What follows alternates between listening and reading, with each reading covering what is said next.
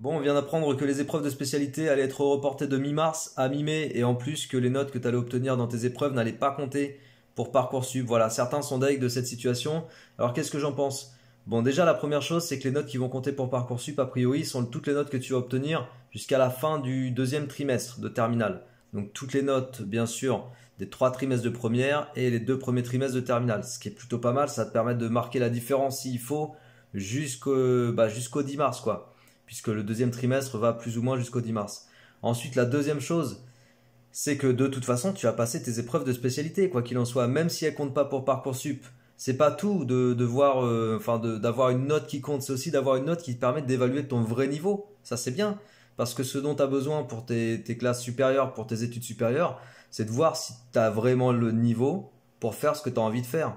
Je prends l'exemple, si tu veux poursuivre des études où tu vas faire des maths ou de la physique, puisqu'on parle de ça sur ma chaîne, tu as envie de savoir si au niveau national, tu es plus ou moins compétent sur le niveau terminal, tu vois. Donc voilà, que ça ait lieu mi-mai, mi-mars, quoi qu'il en soit, ça te permettra de t'évaluer. C'est déjà cool que cette année, enfin, on ait à nouveau des épreuves de spécialité ou qu'on ait à nouveau des épreuves finales sur les programmes, les gros programmes, quoi, chose qu'il n'y avait plus depuis 2 ans.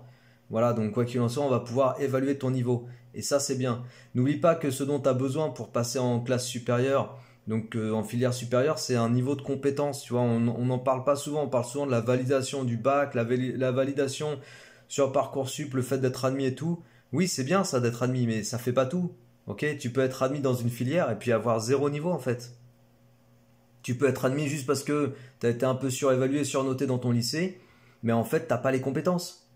Et tu t'écroules en première année, deuxième année. Enfin, souvent, c'est en première année que les élèves s'écroulent en études supérieures.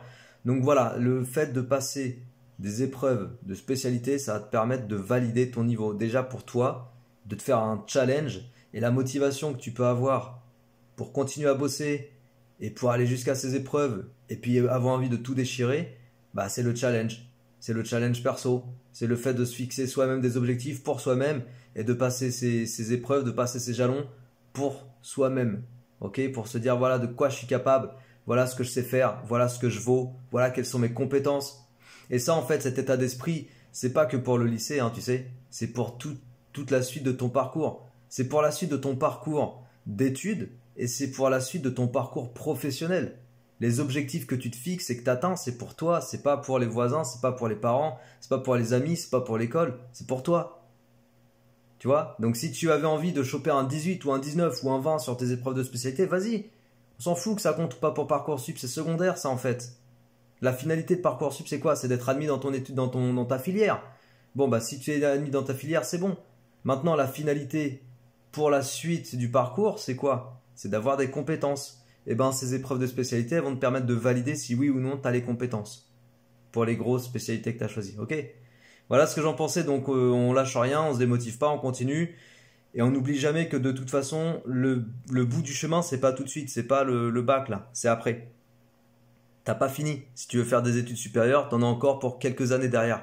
Donc t'as besoin de vraies compétences. J'insiste beaucoup sur le mot compétences, parce que c'est ça qui nous intéresse. Les compétences, ok?